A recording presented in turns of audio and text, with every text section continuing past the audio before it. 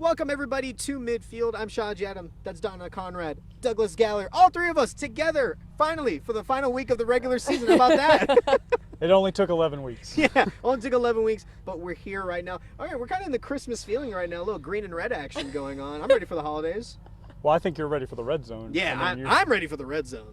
So me personally. Well, here we are at Legion Field for Marlin. They will play here for their final home game of the regular season for the first time. They will play here at Legion Field, so that's pretty cool. But man, what in 11 weeks it has been so far. I'm losing it already looking at the playoff structure and everything. But before we get to that, let's talk about last week for you guys. What kind of stuck out to y'all last week the most? Well, I got to mention it in the final 30 seconds of our show, but the Somerville Yewas winning their first district championship since 1983. They have a chance this Friday to go perfect in district play. They've got a game against Milano. They're 20-point favorites. So I think I don't know. I feel like the Yewas are, primed and ready for a good playoff run, and exciting because Somerville hasn't seen that kind of success in a while. But shout out to them for being able to turn the program around in just a few years. My takeaway from last week was Bruce Folletti getting the 29-19 win over Crawford. I said Crawford's going to make the playoffs. They can still make the playoffs, guys. There is a chance. To talk to Coach Jacobs the other day, he told me Crawford wins by 3 or more against Rosebud Lott and Riesel gets the win over Bruce Folletti. They're in the playoffs. But you know what? It's better to control your own destiny. They didn't do it last week. So, I might be eating my words there on that prediction that I made a few weeks ago. Well, that's incredibly specific, first of all, of the 3 points or more. But I do think it's funny that take has gone from a hot take to a lukewarm take to not so sure. Now we're back to kind of a hot take. This take has run the gamut throughout the editions of Midfield. Oh, don't worry. Coaster ride. Don't worry, I've got more hot takes for when we do predictions for this week. Great, I can't wait to hear them. Can't wait to hear. We are in the red zone after all. But for me, looking at it, Rudder and Ellison came out. I mean, they were unbelievable in that game. I was there seeing them. We know how good Rudder is this season. They're probably their best season that they've had in a very long time. But still, Ellison looked really good. And Rudder, they're kind of teetering a little bit here in the postseason as it starts. Well, yeah, and I think when you look at 10-5A Division II, I always get those kind of jumbled when I try and say it in a row. But when you look at that district, wow. I mean, we knew going into it with realignment, you had Brenham and Rudder. This district kind of knew as far as just the teams, it wasn't the usual suspects that they're playing. And I don't know that I realized just how competitive this one was going to be throughout the season. You did say it, Rudder having their best season and then kind of have slipped up the last few weeks. And so now the playoff scenario becomes really interesting because Rudder kind of controls their own destiny. Let's start off at the top. There's one thing that is for certain. Brenham's your number 1 seed. Yes. Without a doubt. Yeah, no doubt. And let me just shout out to the Brenham Cubs because they've had an excellent season. And yeah, they are no doubt your district champs. But the 2, 3, 4 becomes interesting. And thanks for pointing that out. Because when you look at it now, Rudder has to win. But in order for them to get in, they also need Ellison to beat University. And so, I say Rudder kind of controls their own destiny because they have to do half the job of winning, but then they also need Ellison to do the other half and beat University. And there's a lot of different scenarios that we can see play out as to who takes those 3 final spots. But for University, on their end, if they win, then I believe that they take the number 2 spot. If they lose and Rudder loses, then they take the 3 spot. And I'm sorry if this is incorrect. I'm doing this all off the dome. Let me make sure I have this right. So Ellison University winner is number 2. A Rudder win and University and Belton loses forces a 3-way tie for 3rd place. Belton would sit as the odd man out. Yes. So that's kind of a convoluted district race. Yeah. If you thought paying attention to this election was difficult enough, this district race right here, this one will really hurt your head. Mm-hmm. There are so many different things that can happen. Now, obviously, we can look at who possibly would be the favorites in a game going into Friday night. Yeah. Ellison has looked like the better team through the first 10 weeks than University. So let's say Ellison wins that game. They're the number 2 seed. Hands down, no matter what. They control their destiny in that and would get to host a first-round playoff game. If they lose, I mean, there's so many different combinations that can happen. Rudder is hosting Waco. We expect Rudder to win that game. Right. Waco High, they got they got 2 wins early on in the season, and that's great for Coach Helt and the Lions, but they're just not there yet, especially with the rest of this district. Everybody else is kind of neck and neck. They're all beating up on each other. Yeah, and now looking at this week for y'all, now we do have a couple of games that have moved to tonight for Thursday due to the severe weather that could happen. It's probably going to rain tonight. It's definitely going to rain tomorrow. So Whitney's game has changed to tonight. Riesel's game has changed to tonight. And if I'm forgetting something, Lake Belton's game has also switched to tonight. So looking at this week's games for y'all, which one do y'all feel is the one that you're most interested in to see the result? Well, there's so many win or go home games. You talk about West and Whitney there out of a 5-3A Division I. That game is a winner take all for 4th place in that district. The loser starts inflating basketballs and getting the gym ready. So that one's a big game. Then you have other games. Winning your in games. Milford at Blum and 1A Bynum at Mount Calm. Those are all 1A games. And then 5-2A Division I. These numbers get so They're hard, convoluted. okay? Ballinger at Hico. 6 weeks ago, early on in the season, I would have told you Hico is going to compete for a district championship. They kind of fell off the map. Didn't fall off the map, but they kind of slid back a little bit. Obviously, number 10 Hamilton's in that district. They're undefeated. They play De Leon for a district championship tomorrow night. But Hico hosting Ballinger, that game is a win and you're in for the 4th playoff spot there. And then you've got several district championship games too they're going to be interesting. One that I'm really like I'm licking my lips over this one is You. Mejia at Grandview. Oh, you took mine. I love that one. That's a very good game. I do love that one. Who would have thought Mejia would have been competing for a district championship? Obviously, they're playing really well, given everything that's happened with him this season, Yes. with the loss of Micah Curvin. But the Black Cats got something going right now, and let's just hold off for my bold prediction. And I'll tell you how I think that one's going to come out. All right, Donovan, I know he kind of took your thing, but what kind of other games are you looking forward to for Friday? Actually, Or maybe even tonight.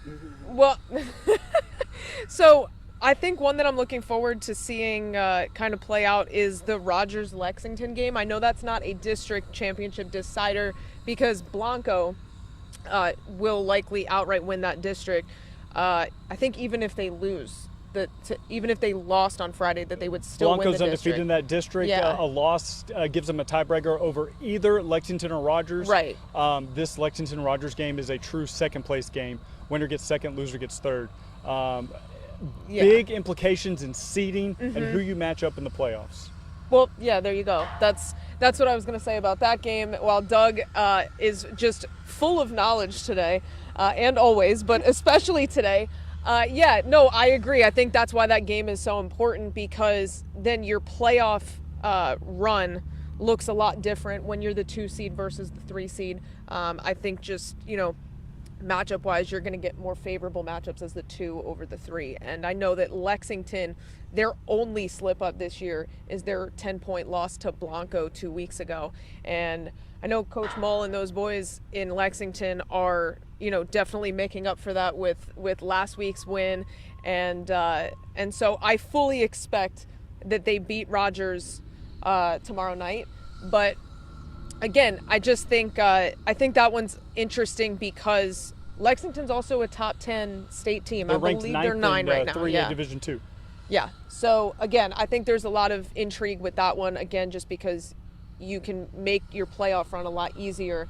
And again, kind of control your own destiny with a win tonight. Yeah. Tomorrow night. Tomorrow night. See, there we go. So many games changing. We Boy. don't know what days are happening anymore. But, for me, 2 games kind of stick out to me. Number 1, Marlin and Moody, because, Marlin is finally going to be able to officially have a home game this season, due to Legion Field being made. They've had to kind of jump around from place to place, not really having a home game. They're supposed to have their first official home game a couple weeks ago against Riesel. It didn't really work out due to some lighting issues. But the plan is to finally have their first home game on senior night to end the season. And if Marlin wins, they outright are district champions, which is great for them. Talk about what a way to start off your first game at Legion Field to win the district title. An undefeated district championship, the reopening of a renovated Legion Field. Guys, this is the third oldest stadium in the state of Texas. Originally built in like 1912, early 1900s. I can't remember the year exactly, but I mean, this place has been around for a long time. Bop. You got a spider on you. And it That was freaking me play of out. the week, everybody. You had a spider on you, and it was really, really, really bugging me, and I knew you had to be feeling that a little I'm gonna bit. cut that out. No, No, that's play of the week. No, we're not cutting that out. No, That's don't- play of the week. Don't do that. We're gonna break it down, so we're gonna do all that. It wasn't the first smack that I got it off, but the second one. I Yeah, hit look it at the right into blocking and everything. No. The second game, obviously, is our game of the week. Abbott and Aquila. Both these teams undefeated on the season. Both incredible teams, and they have a rivalry going. They both, Coach Crawford and Coach Shannon Williams, talked about it. This is a huge rivalry. The atmosphere is going to be unbelievable at Aquila. When I was talking to Coach Shannon, he said that there's not going to be a lot of parking for anybody, so it's going to be great. Just seeing both defenses allowing about 10 to 12 points a game, both offenses scoring nearly 60 points a game. This is basically who's going to win the district, so I'm really excited for that game of the week. Hey, repeat that for me one time. This is a six-man game, and you said defense. Yeah, absolutely. No, I know you say that, but Abbott, if I'm not mistaken, they've only been allowing about maybe 10 to 12 points a game, and the same goes for Sheesh. Aquila. So, especially in six-man, I know that's a really big thing to say, because if you look at Abbott, the only tough game they've had this season was week 1 against Oglesby, and that was 66 to 40. And that was the closest we've ever gotten. Everything else has been 66 to 6, 70 to 6. So it's just unbelievable that what their defense has been able to do. You look at Abbott. I mean, new head coach, same expectation, and the name of the coach didn't change. It's still a Crawford. Kyle taking over for his dad after he retired. They're doing exactly what we expect Abbott to do. But you know what? Aquila, Shannon Williams has won everywhere he has gone and been a head coach. And it's about time that they start winning and get a playoff contender at Aquila. 2 years ago, they were undefeated 6-0 heading into this matchup, district matchup 2 years ago. Aquila lost the game pretty big to Abbott, which was the start of 3 losses in a row. They missed the playoffs that year. So Aquila's really trying to get to that playoff contender role that Abbott's been in for the last however many years. And I expect this one to be a really good one, because Coach Williams has got things going right now, especially with the run game. Yeah, so let's go into kind of that prediction aspect. So I'll talk about game of the week. I've been following Abbott all season, since their practices, since that new stadium was made for them, and I think Abbott is going to take it with new head coach Crawford. They've looked really good this season. I think their defense is going to do enough stops to get them the win on the road in hostile territory. Good news about that one. You win, and you don't have to face a ranked opponent in the playoffs until the state quarterfinals. If you lose, you probably have to face 10th ranked St. Joe in the second round. So big advantage to winning this game here. Absolutely. So now, Donna, looking at what kind of predictions you have game-wise, it doesn't have to be what specific game do you kind of want to look at that you feel you're going to predict? Well, this one may not necessarily be a big prediction, but excited to see A&M Consolidated close out the season. They've been favored in pretty much every one of their matchups. They're wrapping up what would potentially be an undefeated regular season for them.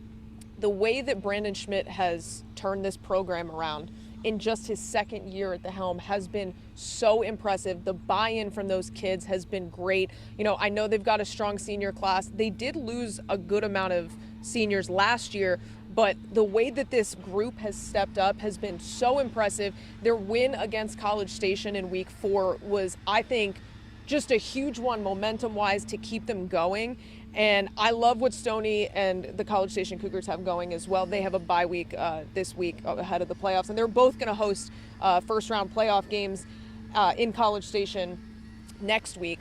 But no, I just think that if A&M Consolidated comes away with another big win, they've got to feel incredible going into the postseason, undefeated, and just, it hasn't, yes, they've blown out teams that they can take care of business against, but it's been like a tight win against College Station. They had earlier, I think it was week 2 or week 3, they went on the road to Pflugerville-Weiss and came away with the win because Pflugerville-Weiss is also a great team in that district. And so I think they've just proven they can win in different ways.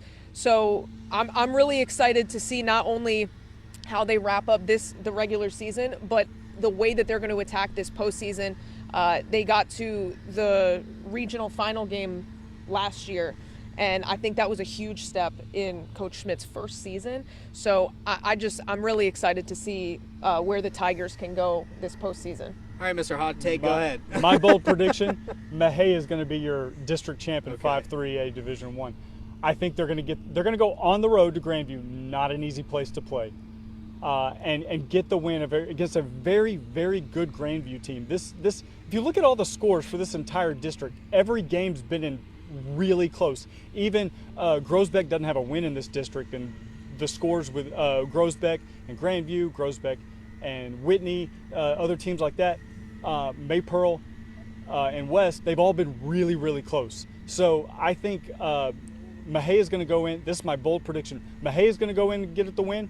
West is also going to travel on the road to Whitney, get a win. They're going to be the 4th team out of that district to make the playoffs. They're going to make the playoffs and eliminate Whitney as well. Okay, so, with this being the last of the regular season, let's kind of go back to your Crawford Hot Take. Do they make the postseason? If they win by 3 or more, yeah. I Yeah, know. I I know what it takes. I'm asking, do you think it's going to happen? So do you think they're going to win by 3 or more? Coach Jacobs, I think you're going to get the win Okay, wait. By With more than conviction. by more than 3. Okay, there we go. Crawford, the Pirates win. It's a home game at Pirate Field there on the banks of the creek there on the edges of McLennan County. The Pirates are going to come out. They got something to play for. They got something to prove that, hey, our regular season was not the standard. This season we had is not the standard. We're gonna go into the playoffs and we're gonna prove what Pirate football is all about. They're gonna get the win over the Rosebud Lock Cougars by 5. By 5. Wow. Okay, that's I'm super intrigued by this because I don't know. Obviously, I think the team has to know, right, that they need to win by more than 3. I don't know if that adds a level of pressure going into that game. Like if they're looking at the scoreboard, like, oh, like, we're only up by 3 right now. We got to get some more points. And maybe that's not the case at all. They might go into it no pressure. Let's just play our brand of football. But it is interesting to know that there's that extra layer of not only do we need to win, but it can't be that close. So, I don't know. There's a lot of intrigue to that game. There's a lot of play here, and we'll see it all go down on Red Zone. We'll see if the Pirates come away with the treasure of the season to go into the postseason. Well, guys, Week 11 of Red Zone is here. It starts tonight, and we're going to go into Friday. So I can't believe how fast the regular season has gone. And what, are you going to throw a football at me? What are you doing? No, not you. No. Okay, well, that's gonna do it for episode 11 of Midfield. Or actually, no, that's week 11. I don't even know what. See, I'm losing it right now. This is what high school football, all these district playoff races have been doing. Too many numbers. Too many numbers. Look, all I'm gonna say is tune into Red Zone Friday at 10:10. Myself and Donna will be there to break down our plays and everything that we got. Doug, thank you for joining us as always. Well, guys, I'm going to the Red Zone. Hey, hit me up. What? Oh, no!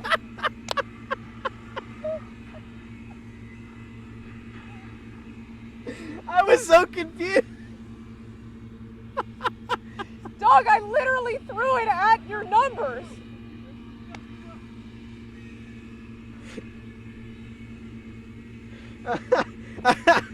Well, that's gonna do for midfield.